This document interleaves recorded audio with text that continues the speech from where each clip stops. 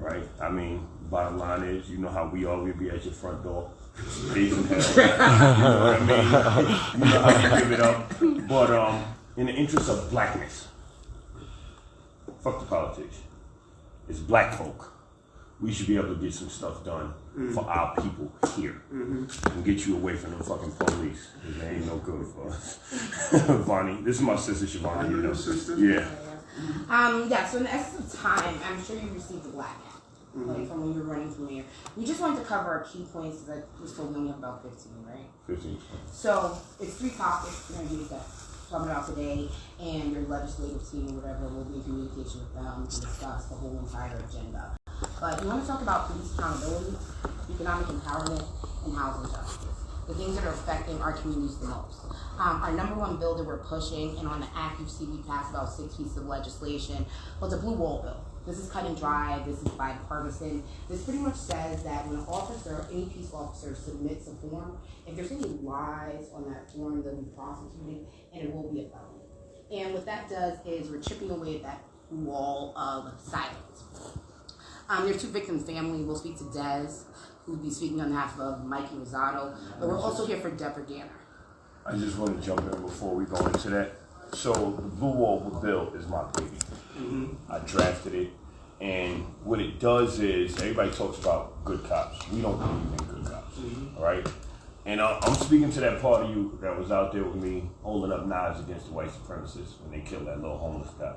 I'm speaking to the part of you that wore that hoodie for Trayvon Martin, right? We have to penetrate that blue wall of silence. The way that we do that is we box officers in.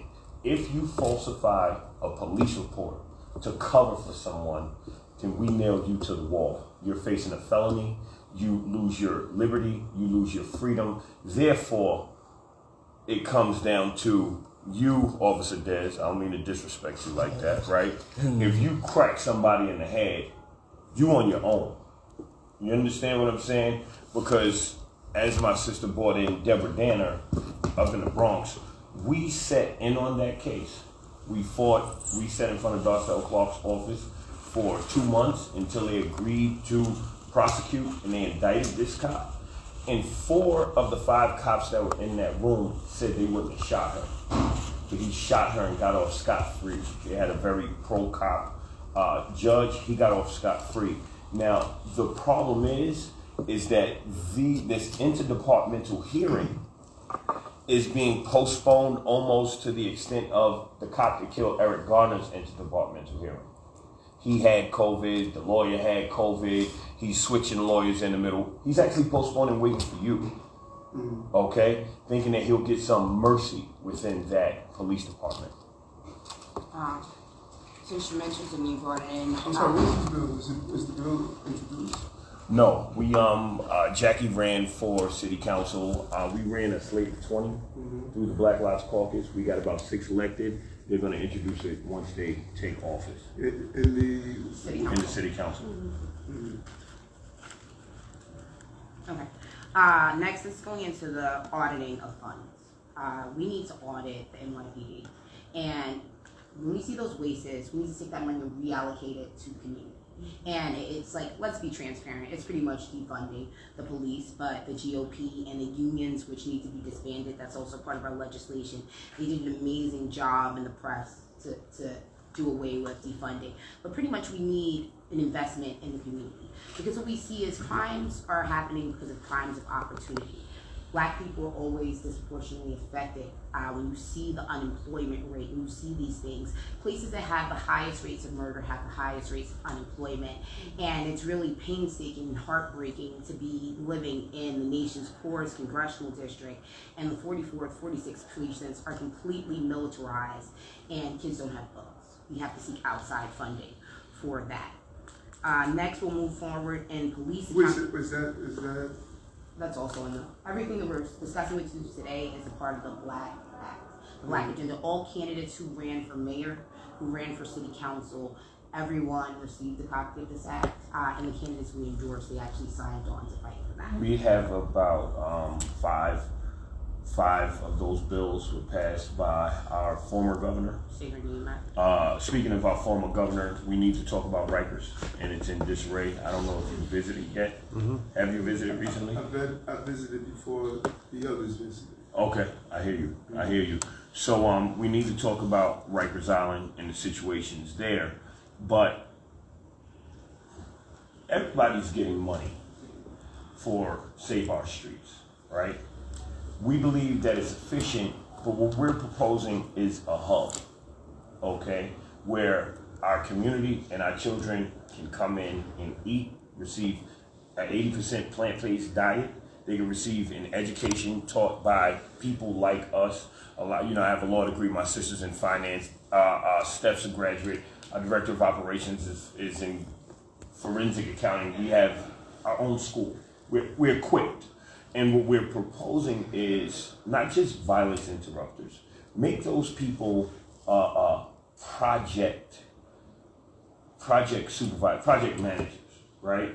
So what we do is we train these violence interrupters, like you said, formerly incarcerated people. We talked about this, formerly incarcerated people, former gang members. But at the same time, we want a staff of grief counselors. Right? When white kids are murdered in Parkland, they get grief counselors. Nobody's dealing with the mental health and the trauma that goes along with growing up poor and witnessing all of this violence. So we want to keep that centralized. Okay? We have partnered with the New York Yankees. This is our first and only corporate partnership. And we're working with Randy Levine, and we're setting up our first Black Opportunities Center. We're talking yoga, meditation, financial literacy, STEM, childcare, you name it. We've given up on the government. That's why we're revolutionaries. But we want to create something that empowers our people. It gets our people prepared for the city. You ran against that clown, Andrew Yang, before he got into politics. He was actually very smart, right? And he sat us down, my sister and I, and talked about the automation of the workplace and how there won't be any jobs that require that robots can do. So you're talking about a lot of brothers getting TLC license, a lot of brothers who are driving trucks, middle management positions. We need to teach Black kids here and across the country how to program these computers from a young age. You look at the Jewish community and how it's insulated and how they built up a strong infrastructure. We need to do that in our own communities, and that's what we're doing with our new organization, Black Opportunities. I felt like I did. So what's the hub looks like? Explain it to me. Oh my God! It's just imagine if a yoga studio on steroids. Right? Like literally, you'll be out in the mess of the South Bronx, but you walk in and it's this peaceful, serene environment. It'll be classrooms, it'll be offices. We have 3 activist organizations here represented. Those activist organizations will have offices. They'll have a place to work out of, and the benefit of being in the same space, we can centralize our efforts. Right? So that's the office space. We have classrooms where we're teaching our kids twice a week. We're giving away food 3 times a week. But instead of folks just lining up and receiving food, they have to sit down and receive a lesson for an hour. So we're going to give them some revolutionary knowledge, or whatever politically correct way it should be worded. We're giving people knowledge. Before anything is done in this space, there'll be a meditation. Right? Because we believe that if we get our people meditating, doing yoga, they'll be more productive. It'll ease their minds. And notice you said meditated and not medicated. Absolutely. Absolutely. We have to get our people healthy. Right? Number one, I'm anti-cop for all the right reasons. And a lot of people who don't agree with me on everything would agree that policing is a problem, but the bigger problem is our health issues. Number one killer of our people is what we put in our body. So we want to get our people eating healthy. Last year, we fed 25,000 people in 3 states without a dime from the government. without a dime from a corporation. During COVID, when everybody went and was in their houses, we were in Patterson projects with masks on, we were getting chased by pit bulls, bro. You know what I'm saying? We were delivering food to COVID positive people, folks who were too scared to come out of their house. These are things that we do on our own, right? So I know that we're not the traditional black social justice organization. We are more along the lines of the Black Panthers. But we believe that our people have to be built up from the bottom up instead of the top down.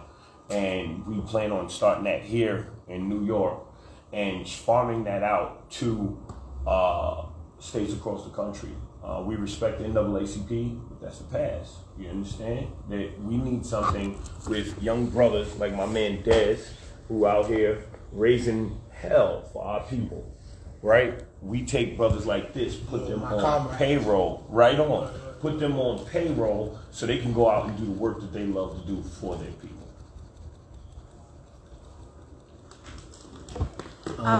Yeah, I just want to just in essence of time and stuff like that, because I know your legislative team has to meet. I know today you just announced part of your transition team, and I know you're looking for community members and stuff for that. I know that Mikey Rosado is pretty important. We discussed Deborah Danner, and Steph has a whole host of issues. We can continue the legislative packet, but just to be real, it's pretty much housing justice. We have our housing specialists who are going to come in and discuss what's happening in NYCHA. We shouldn't. We do because we love our community, but a well-funded and government-run agency, there shouldn't be piss in the hallway that you smell out of your door. There shouldn't be feces on walls. We're raising funds just to feed people. The needs and the issues are so dire, but they're so small and they're so easily fixable. So I would love to continue the legislative package with the legislative team and see what we can get passed. And I know that Des and Steph. And before you go, we going to NYCHA with Pine Sol, Fabuloso, and Bleach, and clean out those staircases ourselves, right? And when we do that, the community is inspired to actually help out. We clean the playgrounds, we wipe them down, you know. But these are the things we do. Des has been one of the leading advocates for Mikey Rosado in the Bronx on Valentine Avenue. He just wants to say a few things on behalf of that family. All right, so first, I want to start off by speaking on the trauma that this family is going through and consistently have to go through while they protest. When we start off with the 46th precinct, the 46th precinct is a hazard, a safety hazard. Like, all the cops in there are rogue. We can present to you a bunch of different videos of different assaults, different occasions from different officers, and not one of them have been held accountable.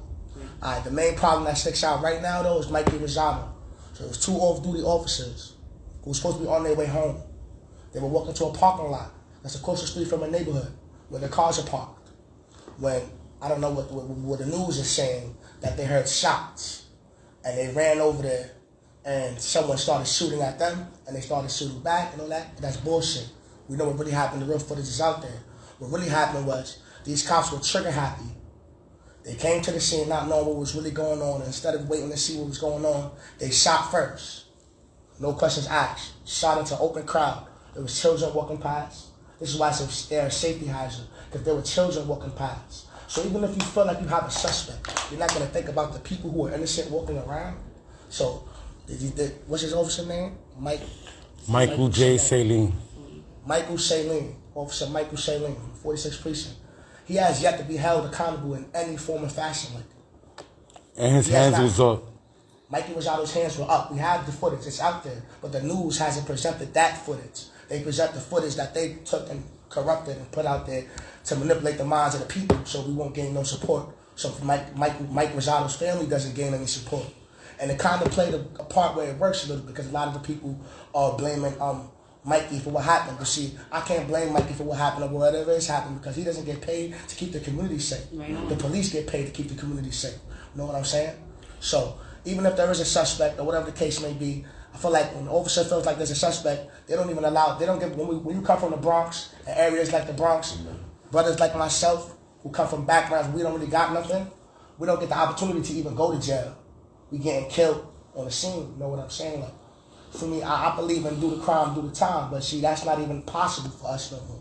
So, and the 46th precinct is the birth of that right now in New York City, because they have a recent death right now that has yet to be held accountable. So we ask you, can you hold these officers accountable? What he's saying is right. There's a website that him and D are strong advocates for. What is it? 50-8. 50-8.org. So right now the community knows how many complaints are leveled against commanding officers in our communities. And if you sit down and took a look at it, it's atrocious. There are people leading precincts in our communities with 20, 30 complaints. You understand what I'm saying? This is something that has to be addressed, okay? You say that you're conservative on crime. You're not going to be our abolitionist mayor. But if you're going to be the one who's going to get in there and break down that system that has oppressed us for 400 years, then we'll be happy to work with you on that. We'll be more than happy to work with you on that. And we should start with getting rid of these people who have committed atrocities against members of our community, and the information is out there, because we advocated effectively for the repeal of 58, and like right we were now, the saying, Community Power Act is actually sitting in City Hall, which was sitting with the council, and that pretty much has the ECRB, Elected Civilian Complaint Review Board, because the CCRB has no teeth. It's not giving us any justice. So first of all, thanks so much for coming in. People often criticize me because of my eagerness to sit down with people. They criticize me for sitting down with people who are former gang members. They criticize me for sitting down with people who want to talk about the vaccine mandate. They criticize me for sitting down with corporate leaders like the Yankees. So they criticize me because I want to sit down, because I don't have all the answers. And we are not going to agree on everything. Absolutely not. But there's one thing that we do agree on, is that we need to change the condition that people are living in, historical conditions. And the conditions have not changed. And if you look across the country, wherever there are predominantly black, brown, poor, and immigrant people, they're living in the same conditions.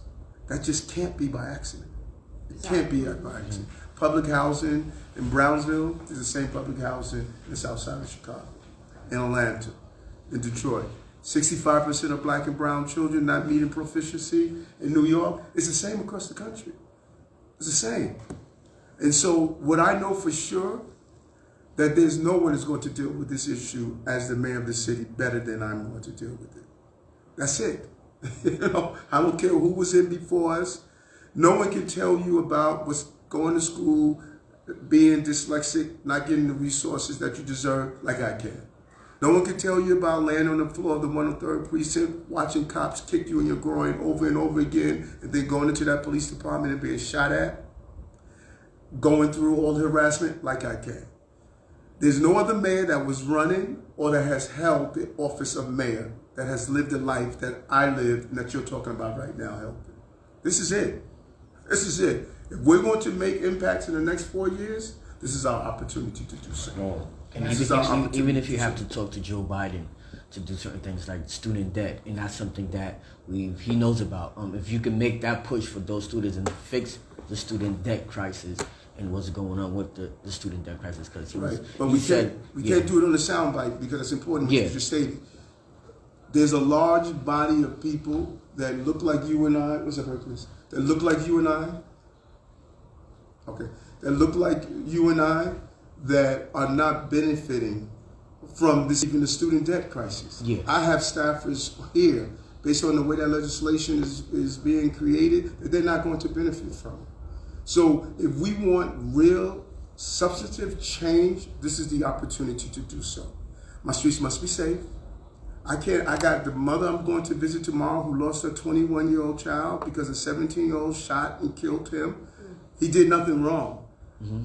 Sitting down with Justin, mom, in Rockaway days before his birthday, 10 years old. That baby's gone. Yes. My streets must be safe. We need to get just funding community programs, which I'm sure you have a Yes. legislative package for, because that's where your after-school programs. Why these people have a job? It's just like the stories are touching and they're amazing. but we just need something concrete. The person who came in before you, Yeah. he ran as a progressive. You remember that commercial that got him The afro. the little afro kid and my kid. So it's just like, and I've ran for office. Other people at the table have as well. It's just nothing happens for marginalized people unless there's policy. So we're not going to agree on everything. I know we have a 24-point piece of legislation, probably down to about 19 at this point. If we can just get the top priorities to serve our people and see immediate change, because what we tend to see in politics is hurry up and wait. It's these 10-year plans, these 5-year plans. We're under our policy, you won't even be in office at that point. We can't wait. Like the children that you're going to meet with, these families you're going to console. If that community had resources, we wouldn't even be talking about gun violence. When I hear crime in the community, all I hear is lack of resources. My apologies. And there's no disagreement that our communities have been starved and suffocated. All right, Bree. I have a quick question, really quick. Yes. Okay. About food. You can come right now. Okay.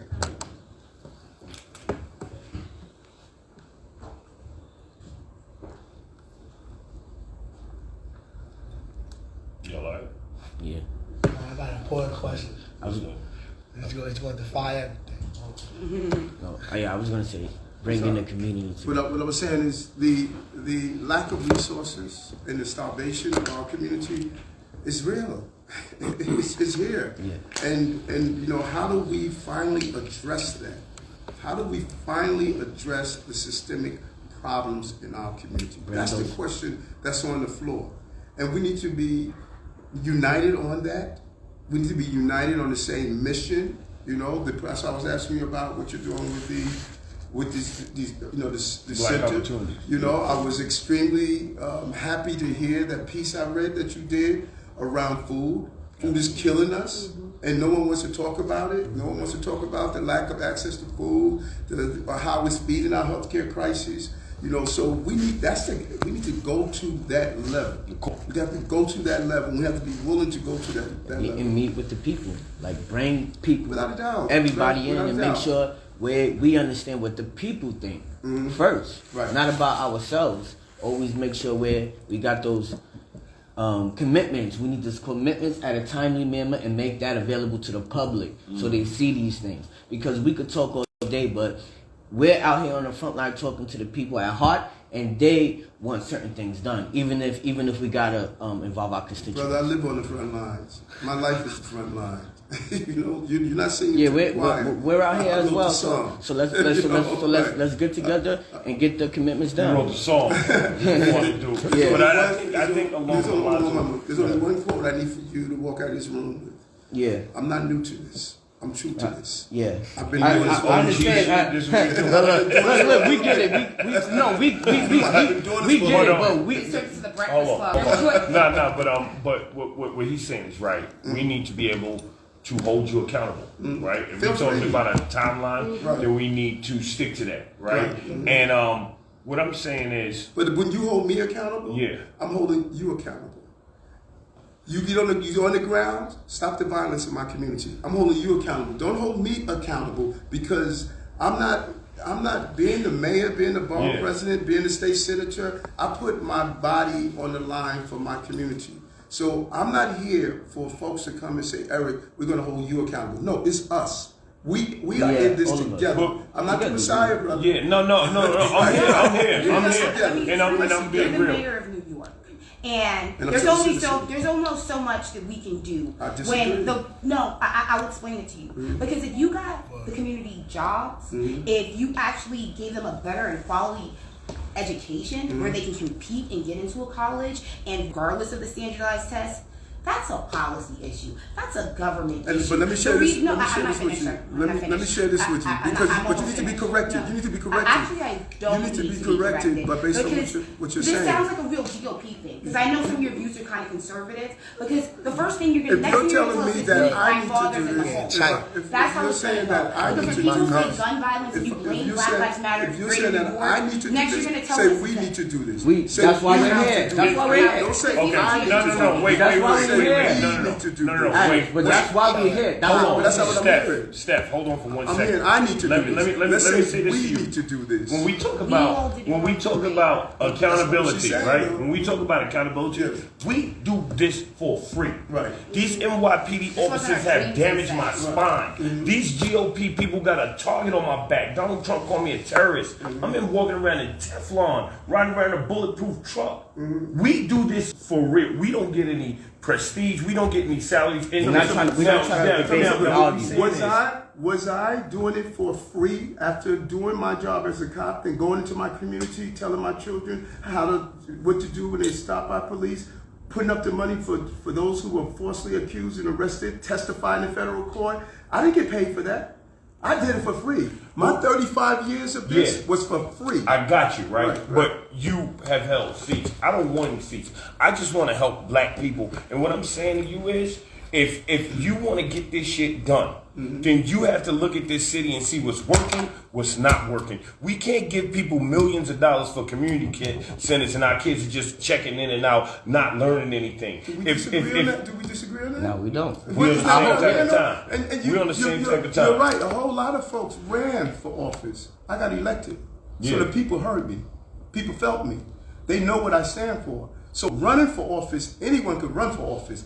People elected Eric for office because they said, we know your record, Eric. You know what you're about. When no one else wanted to testify in federal court against stop and frisk, Eric, you testified. When no one wanted to be with Abner Louima, Eric, you was with Abner Louima. Is stop and frisk coming back? No, stop and frisk never went away, brother. It never went away. It's called stop, question and frisk. Yeah, we abused it. But the politicians said people here know that it never went away. Right. But the masses, the masses it's never going to be believed that it was abused. away. No one is going to abuse the people in this city while I'm the mayor of this city and get away with it. Can I ask you a question? No one's going to do that. That's not happening, brother. That's why this is my life's work. Being mayor is not my life work. Fighting on behalf of people is my life work. You don't get to 61 after fighting for 35 years and all of a sudden say, I'm going to change. No, this is who I am. So are we gonna? This is my life work. Are we gonna work together and get things down on paper? I'm saying I'm there with you because you're here because let's involve all of us consistently without having to do a whole lot to sit down with you and make And I'm looking forward to that. Now listen. Can I say something from the start? You're gonna wrap it up for us because I got listened to you for a long time, so I really got to get this out. Go ahead. I got ADHD. It's ready to jump out. You know what I'm saying? All right, now check this out. Because I hear what you're saying. You like to use the word we a lot. You know what I'm saying? So we have actively been trying to hold the NYPD accountable. What are you going to do to hold the NYPD accountable for their unlawful actions? Brother, I mean, have you been living under a rock? No, Brother, I've been doing that I did it in the department. In America? Yeah.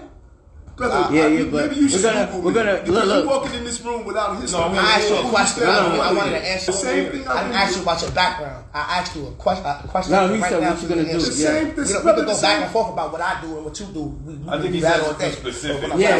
Policy changes. I want to know, what legislation, what law, what bill, what are you going to pass? That's on your website, but like for tomorrow. their unlawful actions on U.S. citizens, taxpaying citizens. Brother, the same thing I have done for 35 years, I'm going to continue to do. And maybe you should look at those things that I have done. And we still get brutality. That's what we're saying. Tell me something. Was that a question for me to answer, or was that a rhetorical question? You answered it. It was my bill that passed in Albany that stopped the database of innocent black and brown people held in the database. That was my bill. It was my bill that passed in Albany that ended the quota system. It was my bill that co-sponsored to end the Rockefeller drug laws that was putting people away for long periods of time. My legislative record is the same record I had in the police. Rockefeller drug laws. That was like an underground organization? No. Okay, listen. Well, here, let me appreciate you taking the time, and I'm always good to talk with you. Let me tell you something. Yes, sir. You got history against you. Yes. You got the pattern of politicians against you. Right. I pray to God that you do what you need to do for us. Because I talked to you a long time ago, and you said I'm the best shot for black people. I said I doubt it. You won. Congratulations. Now let's put it to the test. I won because of black people. Right on.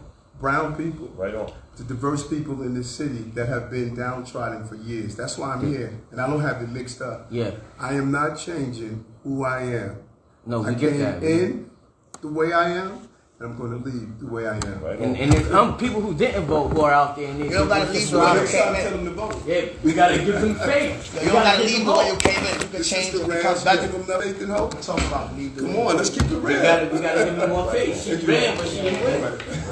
You better fight for you, man. Okay. On you. Thank you, sir. Better. Thank you, sir. Only you want to, man.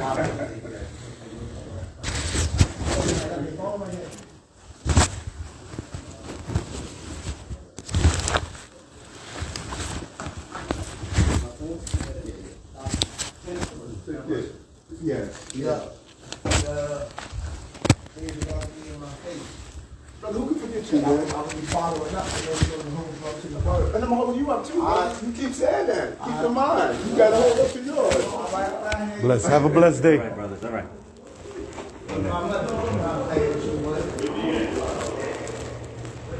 You better be a man at work.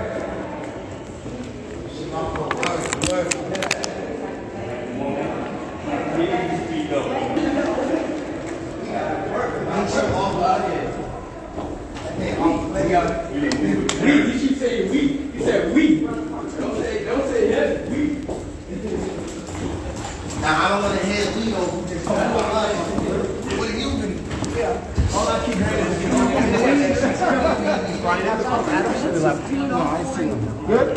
Yeah, we good. Listen, let me shoot we me. All right. Watch up. All right. Take care. Yeah, all right. you too, be safe.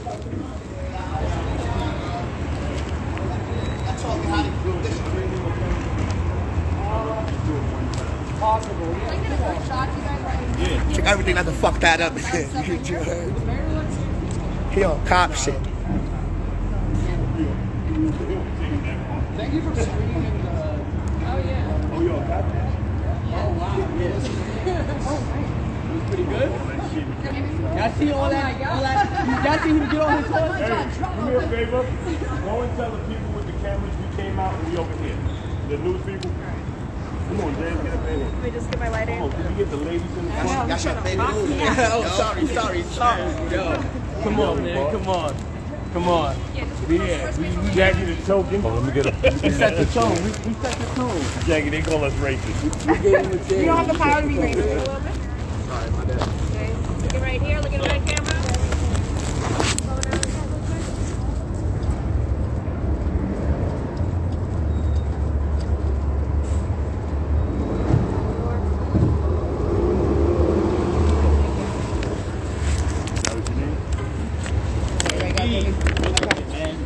Had it not been for you, we would have not even been able to engage. You heard? Appreciate you. Respect. You did your thing. You was the press. We ain't need no press. You was the press. You feel me?